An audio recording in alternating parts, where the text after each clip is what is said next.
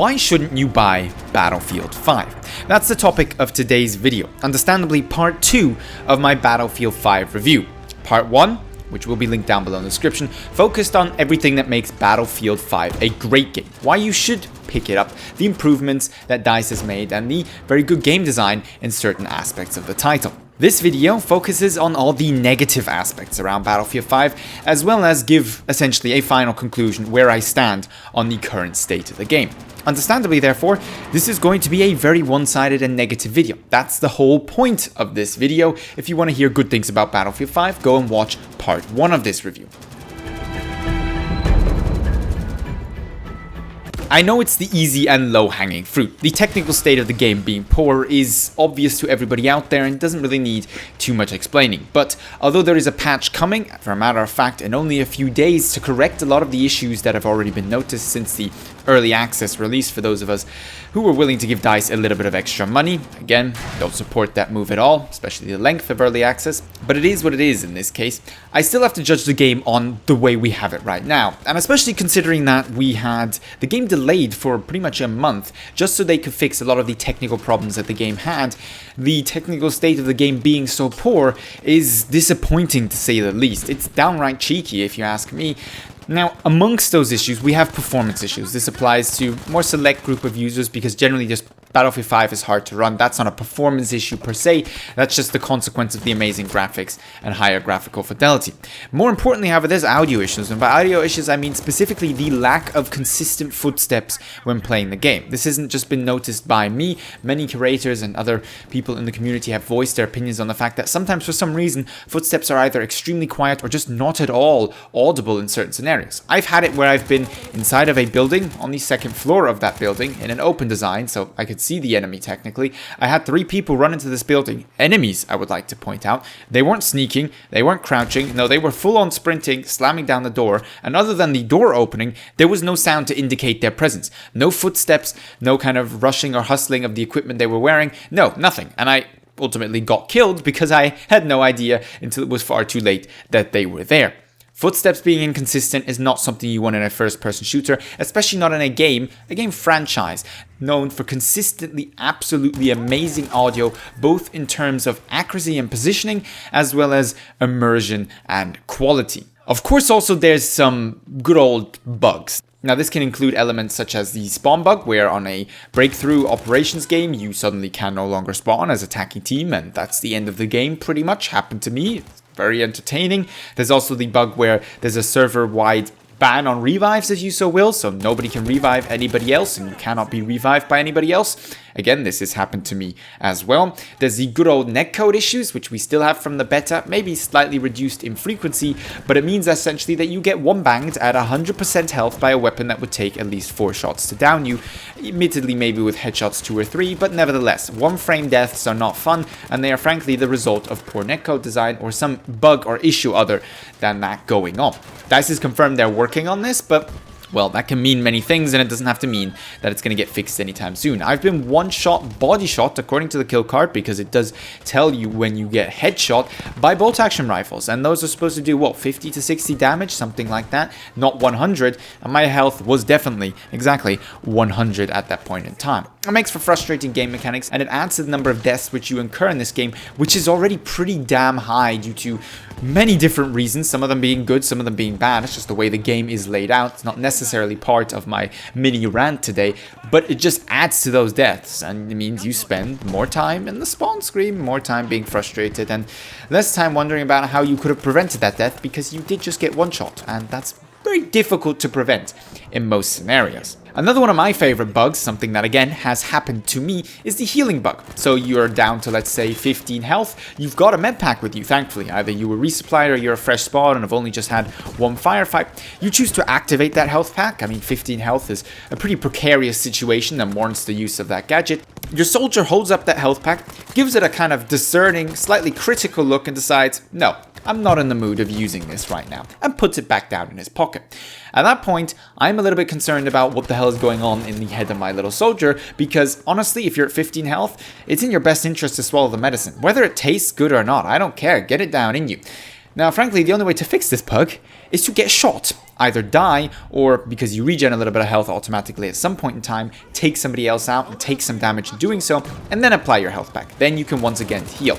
Another one of my favorite bugs, tied to one of the worst decisions DICE has made in terms of Battlefield 5, which we will get into a little bit later, is spawning out of bounds. So as you all know, of course, at the beginning of any round, you automatically spawn into that round, into the team deployment area, whatever the hell it is, and that can actually be out of bounds, which is of course hilarious if you're getting a glass of water or a cup of coffee and are not at your keyboard. It has quite literally happened to me that I've come back to my PC to see my soldier out of bounds 2 seconds from dying and not been able to react. Now, to just make things worse, add insult to injury, and I do have this clip actually here for you guys to see today, I didn't even get to die because of DICE's silly placements of me out of bounds. No, I got shot by enemies who basically spawned with visuals on our spawn deployment zone because they were there within 6 to 7 seconds from the beginning of their round. So that was just one of those moments where you look at the screen and you just shake your head and think, oh boy, somebody's fucked up. Last one, and I do have to mention this just for the sake of consistency, the tank gunner bug where you don't have proper kind of sights going on at the top when you're sitting in a tank. It's a consistent bug. It's not a bug that's only sometimes applied. It's essentially broken. So again, something that should have shown up in testing, but what do you want to do about it? It's not working right now when it should be working. Legacy bugs. Now these are more issues than bugs, but I've included them in the technical state of the game. This can include things like absolutely atrocious team balancer, frankly worse than it was in Battlefield 1. Plenty of examples where games, ended with relatively balanced teams or not, it doesn't matter, but certainly in the number of players playing, 10 versus 10, 20 versus 20, 32 versus 32. A bunch of people leave, and then the server decides that it is perfectly fine to have, say, 20 versus 10 players on one team versus the other. It even went as far as in a game that I played, and this was an infantry-focused game, and that's limited to, I believe, 20 versus 20 or 16 versus 16 players, 32 or 40 player server. There was actually, I think, 3 players on the enemy team and way over 10 on ours. The lack of a team switcher button doesn't seem to be preventing unbalanced teams. For a matter of fact, your balancer is so bad that it seems to be actually more causative in this relationship, because who knows, maybe a second player would have switched over just to give that poor guy some solidarity. Although I honestly do doubt it at this point. Visibility. Now this is a topic which is divisive in the sense that you will not all agree with me, and that's fine. Let me know down below in the comments if you think I'm talking a bunch of shit.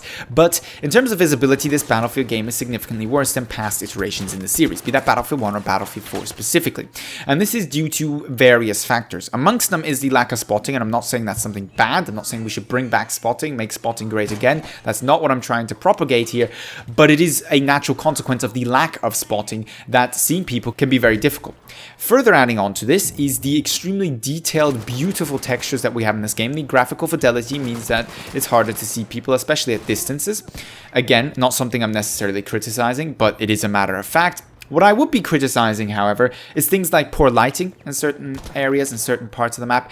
The amount of eye candy, even on low settings when it comes to explosions and stuff like that, causing huge amounts of disruptions to sight pictures. So if a tank shoots into the ground in front of you, or any explosion for a matter of fact, the amount of debris and smoke that gets thrown up to obstruct your vision is mind-boggling. It's extremely realistic. It's impressive even that, any PC can run some of this stuff, but in all honesty, if I'm fighting somebody while doing that, that is a major problem. You combine that with poor lighting in certain scenarios, the significant amount of visually displayed recoil, which again, I'm not criticizing, but it is just a fact that your gun is shaking quite a bit around if you're using something like an assault rifle, for example, and the forced TAA, which of course means that sharp images in long distance is, well, more difficult to achieve. Matter of fact, it just isn't as sharp as it could be on, say, a Full HD or a 1440p or a 4K display, which really don't need these kind of things such as TAA, and certainly shouldn't be forced to it. It all ends up costing you firefights, and it has cost me firefights. Even close to medium range firefights, with a combination of those different factors, I've lost, where I've started shooting at the enemy first, and I've just simply lost track of them because of all these different particles, muzzle flash, tracer rounds, all this stuff playing into my face, and I'm no longer able to see them. It doesn't, of course, help that certain sights even have a darkening on them, just to make things worse, but even at long range, There's issues with visibility, with people camping and taking advantage of it by going prone and you just can't see them. There's no spotting to indicate they're there, and with the kind of bipod MMGs we're looking at, that can cost you straight up your life, even without a, if you so will, mistake on your part in that you were too openly exposed.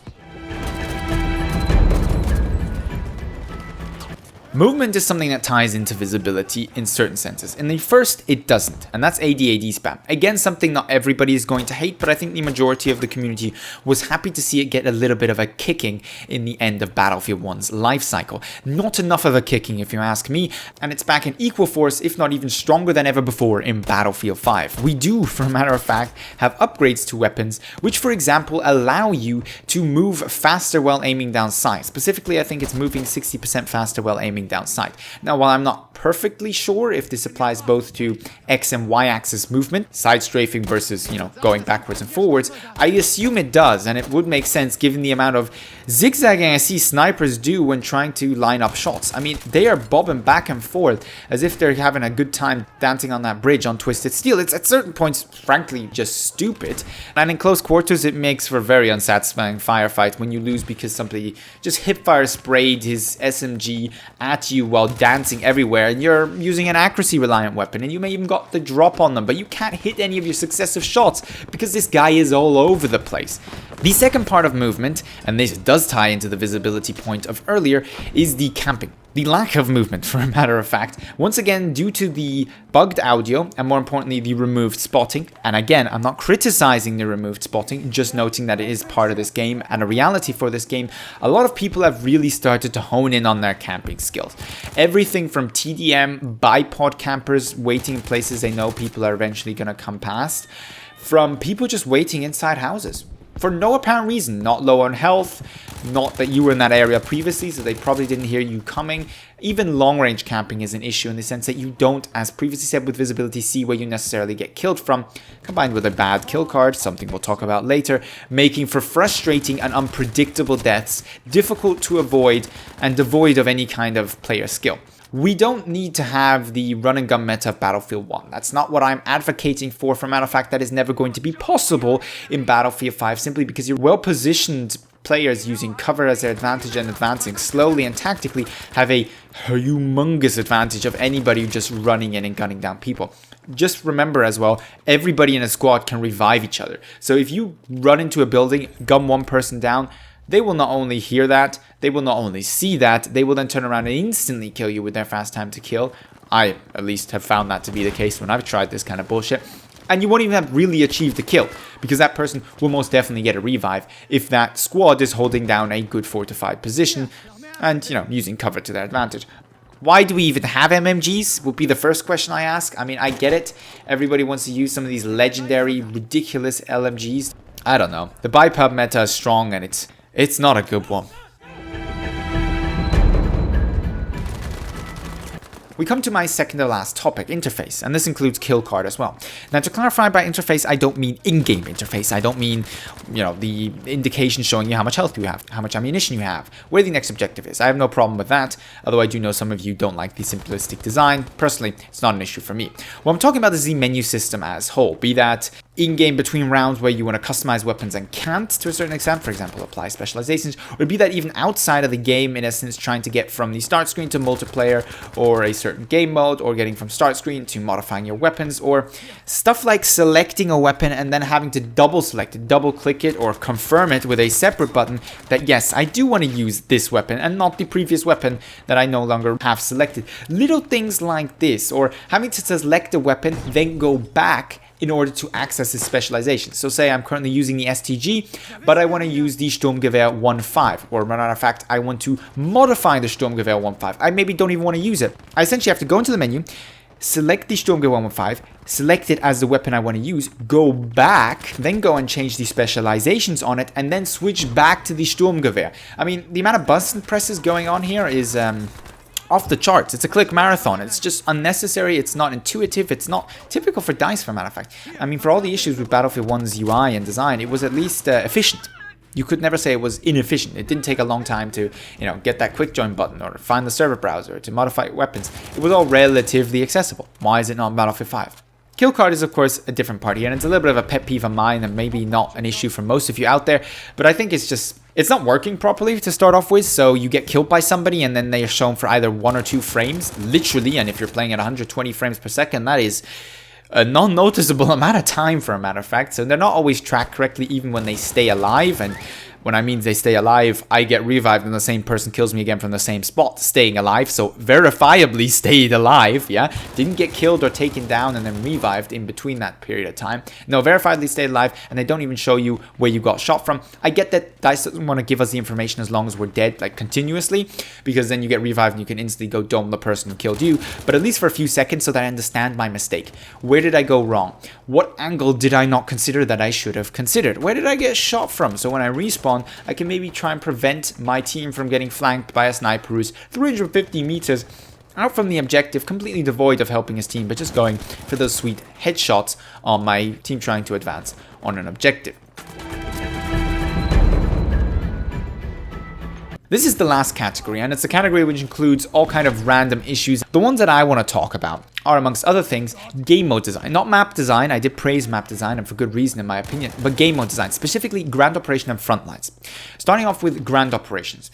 It's too complicated of a game mode to start off with. It's essentially 3 to 4 to 5 game modes in one, mixed up depending on what goes on. So you've got Airborne, then you've got Breakthrough, then you've either got Conquest Assault or Frontlines, that's the 4th game mode, and then there's the chance of having Final Stand, which at this point, frankly, I've never had, so never had the pleasure of actually trying that out.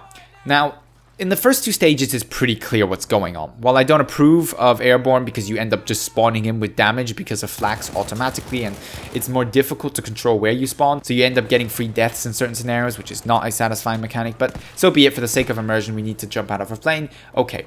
But it's still a linear attack-based game mode. There's a defensive team, there's an attacking team, it makes sense. Same can go for Breakthrough, that's essentially classic operations from Battlefield 1.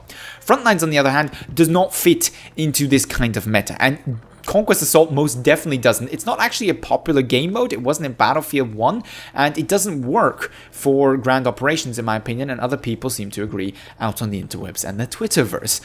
Turning around a game mode that is very much based on a attack versus defensive mentality and suddenly forcing players to make that mental thought and switch over, okay, now we have to go defensive, but only in certain part of the games, leads to confusion, frustration, and in my opinion, just an over-bloating of what's going on. It's just unnecessarily complicated. If I want to play Frontlines, and frankly, DICE give me dedicated Frontlines only server, I really actually do want to play Frontlines, then I'll go and play Frontlines. I love Frontlines. I don't need to play Grand Operations with Frontlines in it. Keeping it down to 1 or fine, 2 game modes as well as Final Stand. 1 game mode is supposed to be 1 kind of experience, not 2, 3, 4, 5 different ones. I think it's bloated. I think it doesn't work. That's my personal opinion. You may differ. Frontlines, on the other hand, has a different problem. We have spawn beacons in the game, and this was always going to be a problem. I knew it was going to be a problem because it was a problem in Battlefield 4. It led to ridiculous kind of back campings and placing of spawn beacons in places they shouldn't be and ruining game modes. And Frontlines is about as good of a game mode you could ruin with a spawn beacon, because the whole point of Frontlines is that you have a front line and that you push that front line into the enemy's base, or you get pushed into your base, depending on whether you're on the winning or losing team. Fair enough. If you can hide these spawn beacons up to, no joke, 200 meters away from the last objective, somewhere out in the sticks, a literal in-game 60-second jog from the last objective, the objective that your team no longer owns, by the way, and then go on a back rage every time, and there's close to no way for the enemy team to actually find that beacon reliably, that's silly. We had a game of Frontlines on Twisted Steel, a map that doesn't work in my opinion too well on Frontlines and most definitely doesn't work on Grand Operations, where there was 2 or 3 players who consistently were spawning in behind the lines and knifing people on objectives which their team had lost. They were attacking the last objective. They were frustrating people, they were getting a couple kills, but they weren't actually helping their team hold on to objectives or cap anything. So me and a friend had to spend literally about 3 to 4 minutes combing through this map to find their spawn beacons, which they continuously were placing back down, until we finally got all of them gone and managed to clear them out and could return to playing Frontlines, which I will remind you again was actually about the front line. It's in the name. Flanking is fine, but having such a wide amount of space on the side of the map with front lines is not good. It's not well designed, frankly. You should either not have that gadget available on front lines, or you should limit the map and the boundaries in a way that doesn't allow this kind of thing to happen. Either make the last objective no longer a spawnable area for the enemy team, for example. That would be a simple suggestion, similar to what happens on operations. You can't just stay in what was the last objective's area indefinitely after the end of a sector where you've lost that sector. You're spotted on the map and, well, if you stay there long enough, I think you get auto-killed by the server. Simple suggestions, simple fixes, but frankly, till they're fixed, it's an issue with the game. Last couple of small things, and these are major gripes, but they don't need any explaining. Auto spawn. What the fuck is this? Why do I not have the right to relaxed select the guns and the gadgets that I want without time pressure from DICE telling me I need to jump into the game now and then literally sucking me into the game, whether I've selected the gadgets I want or not? I get it for one game mode and one game mode only. Grand Operations Airborne. The whole point is that we systematically all jump out of the plane and half of us die on the way down, or at least get shot a little bit by AA, which is silly, but okay, I get the cinematic element. After that, there's no reason for the auto-spawn. There's no reason in Domination, there's no reason in TDM, there's no reason in Frontlines, there's no reason in Conquest for me to be auto-spawned into this game, especially not if I'm spawning out of bounds and then get shot before I'm even back at my PC within those 10 seconds. Bad game design, bad mechanic, causes frustration. Stop it. I refuse to accept this. This is not acceptable. That being said then, and coming down a notch, it's time to answer the question, should you buy Battlefield 5? Is it a good, enjoyable title? Is it going to keep you playing for hundreds of hours? Well, of course this is going to depend on what kind of game you want.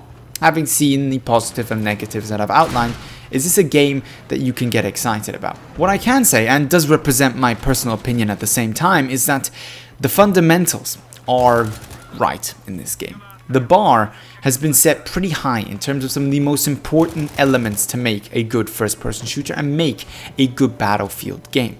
Gameplay, gunplay, interactions between different infantry classes, and of course between infantry and vehicles. Some of the maps, generally actually, map design, as well as of course the visuals, the audio but for a few bugs, and the future content release and potential. Things are looking good for Battlefield 5, what we have now and what we are set to get in the future. Support for this game looks to be better than any past Battlefield game, not only in the activity that we've seen from the developers on bugs and issues over the recent days, with the first patch coming out today or tomorrow, depending on when you actually end up seeing this video. The developer team is behind this game and it's looking quite good. So if you enjoy the Battlefield franchise, you enjoy this kind of first-person shooter, you can put up with the not perfectly competitive game that is Battlefield and some of the more frustrating elements that may cause a bit of salt, absolutely go out there and buy Battlefield 5. If not, and there is absolutely people to which this applies, who do not like this kind of game or who cannot put up with the kind of issues that Battlefield 5 has, don't buy this game. Quite honestly, that is absolutely your right. That being said though, let me know down below in the comments if you're picking up Battlefield 5, what you thought of this review and what you think of the game so far. Leave that, of course, as well as your usual video suggestions down below in the comments. If you found this video helpful, interesting, or want to see more Battlefield 5 content, don't forget to subscribe and hit that like button. But with all that being said, I'd like to thank you very much for watching and hope to see you in the next Battlefield 5 video.